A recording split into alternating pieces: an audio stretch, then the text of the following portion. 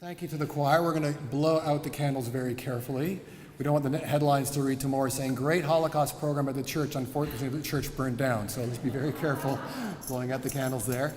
And while the choir is getting seated before our next song, just to give you an understanding of the format, what's going to happen is I'm going to tell a short story connected to a song that the choir is going to sing. We'll do probably 6 or 7 stories, 6 or 7 songs, and that's the format of the evening. So the first story that I want to start off with, which introduces our next song called "Lay Down Your Arms," was told to me by a Holocaust survivor from Toronto, whose grandfather was an important rabbi in the town of Rokitno in eastern Poland. And during the Holocaust, he fled to the forest with his young son, and he was hiding in the forest near a monastery. And the monks in the monastery knew the rabbi was hiding there, and they came out every day, and in Polish, they would sing their hymns, but since they knew he was hiding in the forest, they would say words in Polish, which of course the Germans didn't understand, as follows. They would change the words to the hymn as follows. "Please, Rabbi, come out of the forest, and we will help you, give you food and shelter and warmth." But the rabbi refused to come out. He wasn't sure. He wasn't sure if it's safe. He wasn't sure if he could trust them. Maybe he could trust them. Maybe the Nazis would catch him anyways. So he stayed in the forest with his son until one day his son died. And the rabbi was so despondent.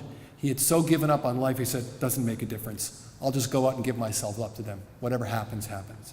And so he came out of the forest, and as soon as the monks saw him, they grabbed him, they wrestled him to the ground, and they pulled a cloak over him, a monk's cloak. And this is how he stayed, disguised as a monk, until the end of the war. And the monk said to him at the time, to the rabbi, "We are of different faiths, but that doesn't matter. You are a holy man, and we must save you, just like we would save our own." I don't think there is any more beautiful music that will ever be heard again than what those monks were doing, because the song wasn't just melodious, it was reaching across boundaries, cultures, and religions to save a fellow human being. One of the songs that we sing on the March of the Living carries the same message of universal peace and unity. The song is called "Lay Down Your Arms," and was written by an Israeli soldier in memory of friends of his who died in the Yom Kippur War. Some of the lyrics read, "Every hand that holds a sword can hold a baby, every heart can learn to love. Let time heal every wound, and love will someday set us free."